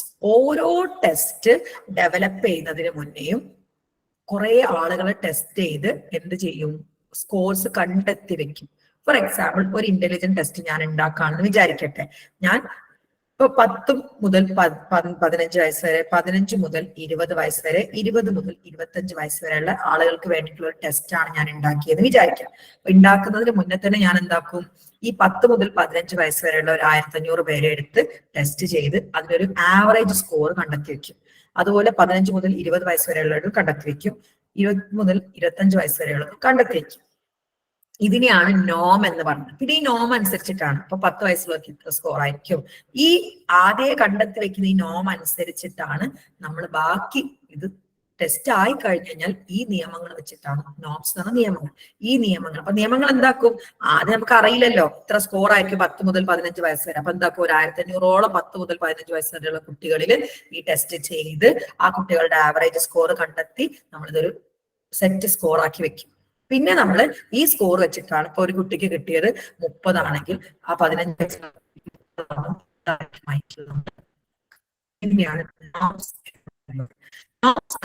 സ്കോർ ബ്രേക്ക് ആവുന്നുണ്ട് മാം, വോയിസ് ബ്രേക്ക് ആവുന്നുണ്ട്.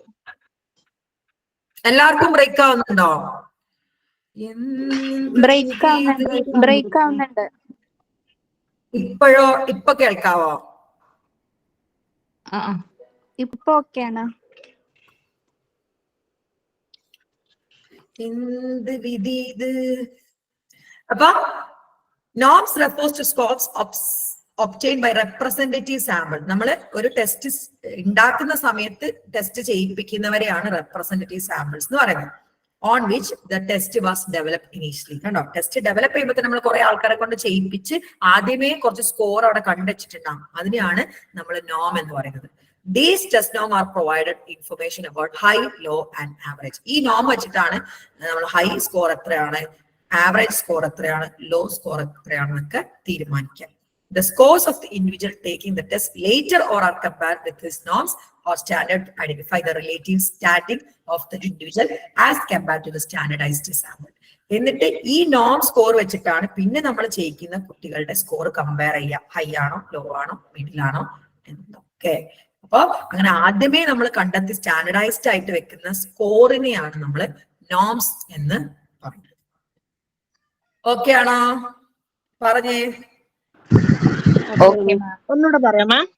അതായത് നമ്മൾ ആദ്യം ഒരു ടെസ്റ്റ് ഉണ്ടാക്കുമ്പോൾ ആദ്യം തന്നെ കുറെ ആൾക്കാരുടെ ചെയ്തിട്ട് ഓരോ ഏജിന്റെയും സ്കോർ കണ്ടെത്തി വെക്കും. അതാണ് സ്റ്റാൻഡേർഡ് സ്കോർ. അതിനെയാണ് നോം എന്ന് പറയുന്നത്.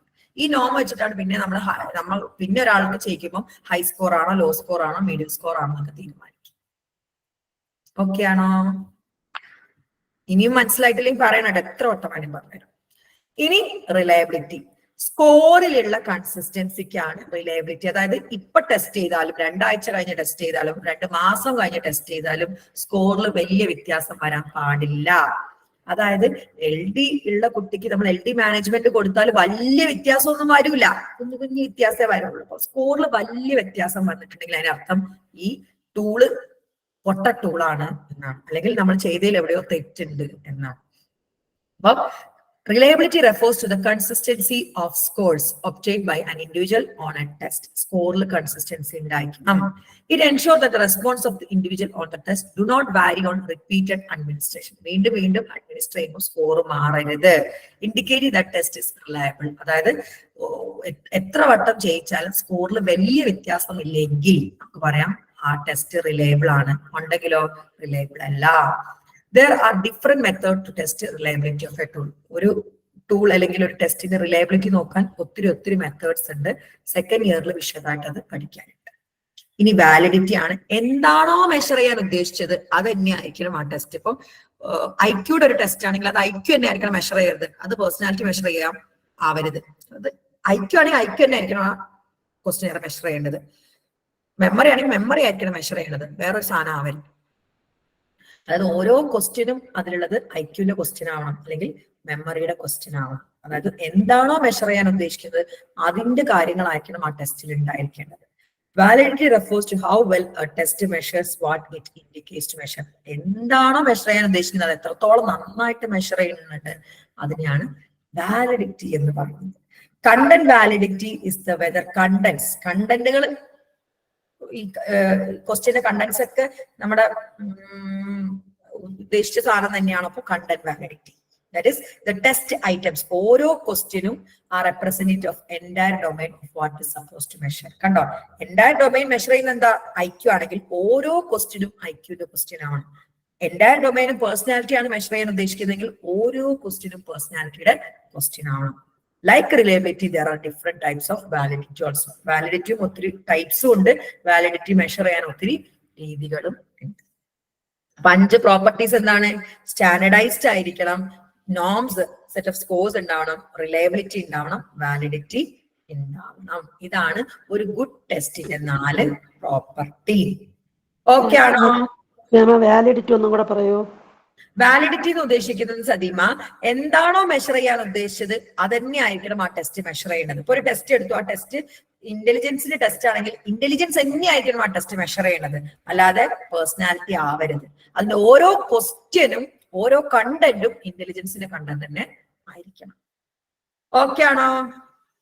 Okay ma'am. ഇനി സൈക്കോളജിക്കൽ ടെസ്റ്റ് ചെയ്യുമ്പം കുറച്ച് എത്തിക്സ് ഉണ്ട്, നമ്മൾ പാലിക്കേണ്ട കുറച്ച് എത്തിക്സ് ഉണ്ട്. എന്തൊക്കെയാണ് ആ എത്തിക്സ് എന്ന് നമുക്ക് നോക്കാം. Ethics of psychological assessment. Psychological assessment should be done by a trained psychologist. ആരെങ്കിലും കയറി ചെയ്യരുത്, ഒരു ട്രെയിൻഡ് ആയിട്ടുള്ള സൈക്കോളജിസ്റ്റ് ആയിരിക്കണം. It is similar to the fact that you would not want a person without a training in medical degree to interpret your blood report. നിങ്ങൾ blood report വഴി പോകുന്ന ഒരാളെ കൊണ്ട് ചെയ്യിപ്പിക്കൂലല്ലോ, അത് ഒരു ഡോക്ടറെ കൊണ്ട്, അല്ലെങ്കിൽ നിങ്ങളുടെ ഒരു സ്കാനിങ് ഒരു ഡോക്ടറെ കൊണ്ടല്ലേ ചെയ്യിപ്പിക്കത്തുള്ളൂ. അതേ കണക്ക്. It is unethical to use a psychological test without having a formal degree and training of the same. ഒരു ഡിഗ്രിയോ PG ഒന്നും ഇല്ലാണ്ട്, ഫോർമൽ ഡിഗ്രി എന്ന് ഉദ്ദേശിക്കുന്നത് degree UG and PG in psychology ഇല്ലാതെ സൈക്കോളജിക്കൽ ടെസ്റ്റ് ചെയ്യാൻ പാടില്ല, അൺഎത്തിക്കൽ ആണ്. The psychologist should know about the test. ആ ടെസ്റ്റിനെ പറ്റി സൈക്കോളജിസ്റ്റിന് നല്ല ബോധം ഉണ്ടായിരിക്കണം. ഇറ്റ്സ് അഡ്മിനിസ്ട്രേഷൻ, സ്കോറിംഗ്, ഇന്റർപ്രിട്ടേഷൻ പ്രൊസീജിയറിനൊക്കെ പറ്റി നല്ല ബോധം ഉണ്ടായിരിക്കണം psychologist. He or she should also should be familiar with the test items. ക്വസ്റ്റ്യനെ പറ്റിയിട്ട് ബോധം ഉണ്ടായിരിക്കണം. How it was developed, എങ്ങനെയാണ് ഡെവലപ്പ് ചെയ്ത ആ ടെസ്റ്റ്, അതിന്റെ നോംസ് എന്തൊക്കെയാണെന്നൊക്കെ അറിഞ്ഞിരിക്കണം. It is important that the psychologist select proper test for psychological assessment, keeping in mind the age group, the condition and objective of testing of the individual client. ഏത് വയസ്സിലുള്ള കുട്ടിക്കാണ് ഇത് ചെയ്യുന്നത്, എന്തിനു വേണ്ടിയിട്ടാണ് ചെയ്യുന്നത് ഒക്കെ ബോധവും വേണം. ഏത് ടെസ്റ്റ് സെലക്ട് ചെയ്യണം എന്ന് അറിഞ്ഞിരിക്കണം. ആ സെലക്ട് ചെയ്യുന്ന ടെസ്റ്റ് എങ്ങനെ ചെയ്യണം എന്നൊക്കെ ആ സൈക്കോളജിസ്റ്റിന് വ്യക്തമായിട്ട് അറിഞ്ഞിരിക്കണം. ഈ 2 പോയിന്റ്സ് മനസ്സിലായോ? എന്താണ് രണ്ടെണ്ണം? ഒന്നാമത്തത് ട്രെയിൻഡ് സൈക്കോളജിസ്റ്റ് ആയിരിക്കണം, അതുപോലെ തന്നെ പ്രോപ്പർ ഡിഗ്രിയും അതിനെ പറ്റിയുള്ള ബോധവും വിവരമുള്ളവനൊക്കെ ചെയ്യാൻ പറ്റത്തുള്ളൂ, അല്ലാതെ ആ ബൈക്കൂടെ പോകുന്നവരെ കൊണ്ടൊന്നും ടെസ്റ്റ് ചെയ്യിപ്പിക്കരുത്. മൂന്നാമത്, the client should be briefed out about the intent and use of the test before the conduction of psychological test. ഈ ക്ലയന്റിനെ കൊണ്ട് ഈ ടെസ്റ്റിന് മുന്നേ നമ്മൾ പറഞ്ഞു കൊടുക്കണം, നിങ്ങളുടെ IQ ആണ് ടെസ്റ്റ് ചെയ്യാൻ പോകുന്നത്, നിങ്ങളുടെ IQ-ൽ എന്തോ പ്രോബ്ലം ഉണ്ടെന്ന് എനിക്കൊരു ഡൗട്ട് ഉണ്ട്, സോ നമുക്കൊന്ന് ചെയ്ത് നോക്കാം, ടെസ്റ്റ് ഇങ്ങനെയൊക്കെയാണ് എന്ന് അവരെ ബോധിപ്പിച്ച്, ഇത്ര സമയം എടുക്കും എന്നൊക്കെ ബോധിപ്പിച്ച്, നിങ്ങൾക്ക് താല്പര്യം ഉണ്ടോ ചെയ്യാൻ എന്ന് ചോദിച്ചിട്ട് വേണം. അതിനാണ് ഇൻഫോംഡ് കൺസെന്റ് എന്ന് പറയുന്നത്. അവരുടെ സമ്മതം മേടിക്കണം. Thus, it is required that the client should be informed about the purpose of testing and consent obtained for administration. അതായത് എന്താണ് ഈ ടെസ്റ്റ്, എന്തിനാണ് ഈ ടെസ്റ്റ് ചെയ്യേണ്ടത് എന്ന് വിശദീകരിച്ച ശേഷം അവരുടെ സമ്മതം കൂടിയ ശേഷമേ ടെസ്റ്റ് ചെയ്യിപ്പിക്കാൻ പാടുള്ളൂ. ഇതൊക്കെ നിങ്ങൾ പരീക്ഷയുടെ സമയത്ത് ശ്രദ്ധിക്കണേ. പരീക്ഷ നിങ്ങൾ പ്രാക്ടിക്കൽ പരീക്ഷ നിങ്ങൾ സബ്ജക്റ്റിനെ കൊണ്ടിട്ടൊക്കെ ചെയ്യിപ്പിക്കേണ്ടി വരിക. അപ്പൊ നിങ്ങളുടെ സബ്ജക്റ്റിനെ തന്നെ നിങ്ങൾക്ക് കിട്ടിക്കോളണമെന്നില്ല. അപ്പൊ പരിചയമില്ലാത്ത ആളാണെങ്കിലും അവരോട് കൺസെന്റ് മേടിക്കണം. പരിചയം ഉള്ളവരാണെങ്കിലും മേടിക്കണം. കൺസെന്റ് മേടിച്ച ശേഷമേ നമുക്ക് എന്ത് ചെയ്യാൻ പറ്റത്തുള്ളൂ, ടെസ്റ്റ് ചെയ്യാൻ പറ്റത്തുള്ളൂ. പിന്നെ the client should inform about the confidentiality of the test finding. അതിന്റെ കൂടെ അവരോട് പറയണം, നിങ്ങളുടെ ഈ ടെസ്റ്റിൽ കിട്ടുന്ന ഫൈൻഡിങ്സ് ഒന്നും ഞാൻ പുറത്ത് പറയാൻ പാടില്ല, സോ ധൈര്യമായിട്ട് നിങ്ങൾ സത്യസന്ധമായിട്ട് ചെയ്തോളൂ എന്ന് പറയണം. ഫോർ എക്സാമ്പിൾ, സെക്സിനെ പറ്റിയിട്ടോ അല്ലെങ്കിൽ അങ്ങനെ പറയാൻ താല്പര്യമില്ലാത്ത ക്വസ്റ്റ്യൻ ഒക്കെ ആണെങ്കിൽ അവർക്ക് പേടി ഉണ്ടാവും, അയ്യോ ഞാനിത് പറഞ്ഞാൽ ഇവർ വേറെ ആരെങ്കിലും പറഞ്ഞു കൊടുക്കുമെന്നുള്ളൂ. അപ്പൊ നമ്മൾ ആദ്യം കോൺഫിഡൻഷ്യാലിറ്റി ഉറപ്പുവരുത്തണം. As a psychologist or researcher, you are also required to provide and report the finding is in an unbiased way. Bias അല്ലാത്ത രീതിയിൽ അവർക്ക് കിട്ടിയ ടെസ്റ്റിന്റെ റിസൾട്ടും നമ്മൾ കൊടുക്കണം. Communicated test result in A proper way in an important aspect of psychological assessment. Test ചെയ്തിട്ട് കിട്ടിയ റിസൾട്ട് വളരെ വ്യക്തമായിട്ട് അവർക്ക് പറഞ്ഞു കൊടുക്കുന്നതും പ്രോപ്പറായിട്ട് ബയാസ് ഇല്ലാതെ. അതായത് ഇയാൾക്ക് IQ 60-ൽ കുറവാണെന്നുള്ളതിന്റെ അർത്ഥം പറയുന്നത് ഇയാൾക്ക് മെന്റൽ റിട്ടാർഡേഷൻ അല്ലെങ്കിൽ ഇന്റലക്ച്വൽ ഡിസബിലിറ്റി ഉണ്ടെന്നാണ്. മൈൽഡ് ഇന്റലക്ച്വൽ ഡിസബിലിറ്റി ആണ്, ട്രെയിനബിൾ ആണ്. ഇങ്ങനെ ആ റിസൾട്ടിന്റെ എല്ലാ കാര്യങ്ങളും വളരെ വ്യക്തമായിട്ട് പറഞ്ഞു കൊടുക്കുകയും വേണം. As a psychologist, you need to ensure confidentiality of client. It is unethical to use or share the psychological test report of the client without their consent. However, there are expectations to it where there is a risk of the life of the client or the society. അപ്പോൾ നമുക്ക് ഒരിക്കലും ക്ലയന്റിന്റെ report പുറത്ത് വിടാനുള്ള ഒരു പാടില്ല. തെറ്റാണത് അവരുടെ report അവരുടെ സമ്മതമില്ലാണ്ട് പുറത്തു വിടുന്നത്. എന്നാലും 2 അവസരത്തിൽ നമുക്കിത് പുറത്തു വിടാം. അവർക്കോ വേറൊരാൾക്കോ ജീവൻ അപകടം ഉണ്ടാകും. ഇപ്പോൾ ഫോർ എക്സാമ്പിൾ പറയുകയാണെങ്കിൽ ഡിപ്രഷന്റെ ടെസ്റ്റ് ഉണ്ട്. ഡിപ്രഷൻ പീക്കിലാണെങ്കിൽ അവർ സൂയിസൈഡ് ചെയ്യാനുള്ള ചാൻസ് ഉണ്ട്. സോ ഡിപ്രഷന്റെ പീക്കിലായപ്പോൾ ഇപ്പൊ നമ്മൾ ടെസ്റ്റ് ചെയ്തപ്പോൾ കണ്ടെത്തി പീക്ക് ഡിപ്രഷൻ ആണെങ്കിൽ നമ്മൾ ബൈസ്റ്റാൻഡറെ വിളിച്ച് പറയണം, ഞങ്ങൾക്ക് പീക്ക് ഡിപ്രഷൻ ആണ് ടെസ്റ്റിൽ കണ്ടെത്തിയിട്ടുള്ളത്, സൂയിസൈഡ് ചെയ്യാൻ ചാൻസ് ഉണ്ട്, നിങ്ങൾ ശ്രദ്ധിക്കണം. അത് കോൺഫിഡൻഷ്യാലിറ്റി ബ്രേക്ക് ചെയ്യാൻ രണ്ട് അവസരങ്ങളാണ്. ഒന്ന്, ക്ലയന്റിന് എന്തെങ്കിലും ലൈഫ് ത്രെറ്റ് ഉണ്ടാവണം, അല്ലെങ്കിൽ സമൂഹത്തിന് വേറെ ആരെ കൊല്ലൂ എന്നൊക്കെയുള്ള ഒരു രീതിയിലാണ് പോകുന്നെങ്കിലും നമുക്ക് കോൺഫിഡൻഷ്യാലിറ്റി ബ്രേക്ക് ചെയ്യാം. അല്ലാത്ത പക്ഷം ടെസ്റ്റിന്റെ റിസൾട്ട് നമ്മുടെ ക്ലയന്റിന്റെ സമ്മതം കൂടാതെ ഒരാൾക്ക് പോലും നമ്മൾ ഷെയർ ചെയ്ത് കൊടുക്കാൻ പാടില്ല. ഓക്കെ ആണോ? ഓക്കെ ആണോ? Okay ma'am. It is also important to be aware of the test taking situation and the ethnic and cultural background of the test taker. Clients are as these may affect their result. ഏത് കൾച്ചറിലുള്ളതാണ്? ഇപ്പൊ ചിലപ്പോൾ tribes വരാം, ചിലപ്പം എന്താണ് literate ആവാത്ത ആളുകൾ വരാം. അപ്പൊ ആർക്കാണ് കൊടുക്കേണ്ടത്, ഏത് സിറ്റുവേഷനിലാണ് നമ്മൾ കൊടുക്കേണ്ടത് എന്നൊക്കെ നമ്മൾ നോക്കേണ്ടതുണ്ട്. ഇതിൽ രസകരമായിട്ടുള്ള ഒരു അനുഭവം ഓർമ്മ വരികയാണ്. എന്റെ സാറ് പറഞ്ഞതാണ് കേട്ടോ. ഈ ആദിവാസി വിഭാഗത്തില് ഒരു പ്രോജക്റ്റ് വന്നു, കുടുംബാസൂത്രണത്തിന് പഠിപ്പിച്ചു കൊടുക്കുന്ന ഭാഗമായിട്ട് കോണ്ടം ഇൻട്രൊഡ്യൂസ് ചെയ്ത് കൊടുക്കുക എന്നുള്ളത്. അപ്പം അവര് പോയിട്ട് പ്ലാസ്റ്റിക്കിന്റെ പെനീസ് എടുത്തിട്ട് അതിൽ കോണ്ടം ഇട്ട് കൊടുക്കുന്നൊക്കെ കാണിച്ചു കൊടുത്തു. എന്നിട്ട് ഇവിടെ വന്നു. അപ്പോ ടെസ്റ്റ് വിജയിച്ചോ നോക്കാൻ വേണ്ടി പോയപ്പോഴുണ്ടല്ലോ വേലിമ ഫുള്ളും കോണ്ടം, കാരണം മരത്തുമലാണല്ലോ കോണ്ടിട്ട് കാണിച്ചു കൊടുത്തത്. അപ്പൊ വേലിമ ഫുള്ള് കോണ്ടിട്ടിട്ടുണ്ട്. അവരൊക്കെ പിന്നെ ഗർഭിണിയും ആയിട്ടുണ്ട്. അതാണ് ടെസ്റ്റ് ടേക്കിംഗ് സിറ്റുവേഷന്. അവിടെ എത്നിക് കൾച്ചറൽ ബാക്ക്ഗ്രൗണ്ട് എന്താണ് ഒക്കെ നോക്കിയിട്ട് അതിനനുസരിച്ച് വേണം നമ്മള് ടെസ്റ്റ് ചെയ്യിപ്പിക്കാൻ. ഒരു സാക്ഷരത ഇല്ലാത്തവർക്ക് പിന്നെ എന്താണ് IQ ബാച്ചിലർ ഒന്നും ചെയ്യിപ്പിക്കാൻ പറ്റൂല. ഇൻഫോം ബോർഡ് എടുക്കേണ്ടി വരും. അതാണ് ടെസ്റ്റ് ടേക്കിംഗ് സിറ്റുവേഷൻ കൂടി നമ്മൾ അവെയർ ആയിട്ട് ഇരിക്കണം. അപ്പൊ ഇത്രയും കാര്യങ്ങളാണ് നമ്മൾ സൈക്കോളജിക്കൽ അസസ്മെന്റ് ചെയ്യുമ്പോൾ ശ്രദ്ധിക്കേണ്ടത്. ഓക്കെ ആണോ? ഓക്കെ ആണോ? Okay ma'am. ഇത് എത്രയും മതി കേട്ടോ. ബാക്കി നാളത്തെ ക്ലാസ്സിൽ എടുക്കാം. ഈ ഒരു മാസമൊക്കെ തീരുമ്പോഴേക്കും ഒരു പകുതി മുക്കാൽ ഭാഗം തീരും കേട്ടോ. ഈ ഒരു മാസം കൊണ്ട് ഒരു പകുതി ഭാഗമൊക്കെ നമ്മള് തീർക്കുന്നതാണ്. അപ്പൊ എങ്ങനെ ഉണ്ടായിരുന്നു ക്ലാസ്? ഉച്ചയ്ക്ക് ആണെങ്കിലും എല്ലാരും വൈകിട്ടാണെങ്കിലും ഒരാളെ പോലും ലെഫ്റ്റ് ആയിട്ടില്ല. ഉള്ള ആൾക്കാരെല്ലാം ഉണ്ട്. മനസ്സിലാവുന്നുണ്ടോ? അസൈൻമെന്റിന് ഫ്രീ ക്ലാസ് വെച്ചിട്ട് നാളെയോ മറ്റന്നാളോ ആയിട്ട് നമ്മൾ ഡിസ്കസ് ചെയ്യും. നമ്മൾ തന്നെ എഴുതിപ്പിക്കുകയാണ്. നമ്മളെ 101 103 ആണ് തുടങ്ങാൻ വേണ്ടി പോകുന്നത്. നമ്മൾ വേറെ തന്നെ സെഷൻ വെച്ചിട്ട് എടുത്തരും. ആദ്യം ഫ്രീ ക്ലാസ് ആയിട്ടാണ് എല്ലാവർക്കും കൂടി കൊടുക്കുന്നുണ്ട് കേട്ടോ. 1 2 വിഷയം. പിന്നെ നമ്മൾ മാത്രമാവും. പുതിയ ആൾക്കാരൊന്ന് പറയാവോ? ഒരു ഫീഡ്ബാക്ക് പറയാവോ? മനസ്സിലാവുന്നുണ്ടോ? ലൈവ് എടുക്കുന്നത് ക്യാച്ച് ചെയ്യാൻ പറ്റുന്നുണ്ടോ? Hello ma'am. പറയടാ. മനസ്സിലാവുന്നുണ്ട്. ക്ലാസ് ഒക്കെ 101 ഒന്നും കണ്ടു തുടങ്ങിയിട്ടില്ല. പതിയെ ഓരോ ടൈം ടേബിൾ നിങ്ങൾ തന്നെ ഇട്ടോളാം. 101 എല്ലാതും മാം തീർത്തോ? ലൈവ് ഫുള്ളും 102 നമ്മൾ കംപ്ലീറ്റ്. ഇനി റെക്കോർഡഡ് ലൈവ് കാണണം അല്ലേ? നല്ല വിശ്വാസമായിട്ട് ഇതുപോലെ തന്നെയാണ്. നിങ്ങൾക്ക് സാധാ റെക്കോർഡിങ്സ് കാണുന്ന പോലെയല്ല എന്റെ റെക്കോർഡിങ്സ്. ഞാൻ ലൈവിന്റെ റെക്കോർഡിങ്സ്. അപ്പൊ നിങ്ങൾ ചിലപ്പോൾ വിചാരിക്കുന്നത് ലൈവാണ്. എന്നോട് ചില സ്റ്റുഡൻസ് ഒക്കെ ലൈവ് കേൾക്കുന്ന മാതിരിയാണ് തോന്നാറ്. കാരണം ലൈവിന്റെ റെക്കോർഡിങ്സ് ആണല്ലോ. ഞാനിങ്ങനെ ഓക്കെ എന്നൊക്കെ പറയുമ്പോൾ ചിലർ ഓക്കെ എന്നൊക്കെ പറയും പോലും. ഈ ലൈവ് ക്ലാസ് ആയാലും ലൈവ് റെക്കോർഡിങ്സ് ആയാലും വലിയ ബുദ്ധിമുട്ടൊന്നും വരാറില്ല. ഓക്കെ.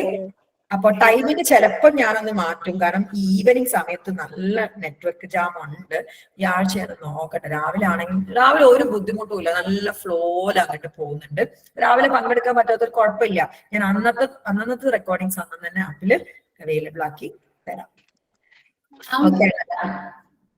ഇന്ത്യൻ സൊസൈറ്റി കഴിഞ്ഞിട്ടുണ്ട് അല്ലേ? ഇന്ത്യൻ സൊസൈറ്റി എടുത്തിട്ടുണ്ട്. വിശദമായിട്ട് തന്നെ എടുത്തിട്ടുണ്ട് കേട്ടോ. വീഡിയോസ് ആപ്പിൽ ഇട്ടിട്ടില്ലല്ലോ? ഉണ്ട്. ഞാൻ നോക്കിയപ്പോൾ മുഴുവൻ ഒന്നുകൂടി ചെക്ക് ചെയ്യാം. ഇന്ത്യൻ സൊസൈറ്റി ഫുള്ള് കഴിഞ്ഞിട്ടില്ല എന്നാണ് എന്റെ ഒരു ഓർമ്മ. ഞാൻ ഒന്നുകൂടി ചെക്ക് ചെയ്ത് പറഞ്ഞുതരാം കേട്ടോ. മാം എലക്ടീവ്സിന്റെ എല്ലാ ക്ലാസ്സസും അവൈലബിൾ ആണോ? ഉള്ളോടത്തോളം ഞാൻ ഇട്ടിട്ടുണ്ട്. ഇനി എടുക്കാനുണ്ട് കുറച്ചൊക്കെ. അതൊക്കെ നമ്മൾ ലൈവ് എടുക്കും കേട്ടോ. ഉള്ളോടത്തോളം എല്ലാ ക്ലാസ്സും ഇട്ടിട്ടുണ്ട്. Okay ma'am, thank you. അപ്പൊ നിങ്ങളൊക്കെ ഫ്രണ്ട്സ് ഇനിയും ജോയിൻ ചെയ്യാനുണ്ട്. വേറെ എല്ലാ ഇൻസ്റ്റിറ്റ്യൂഷൻസിലൊന്നും നിങ്ങൾക്ക് ക്ലാസ് പ്രോപ്പർ ആയിട്ട് കിട്ടുന്നില്ല എന്നുണ്ടെങ്കിലൊക്കെ നമ്മുടെ സൈക്കോളജിസ്റ്റ് സജസ്റ്റ് ചെയ്യാം. Hope the class was productive and informative. അടുത്തൊരു സെഷനുമായി നാളെ നമ്മൾ വീണ്ടും കാണും. അതുവരെ it's me, Abdullah, signing off. Bye and take care. Class നല്ലോണം നന്നായിരുന്നു. Thank you. Thank you so much.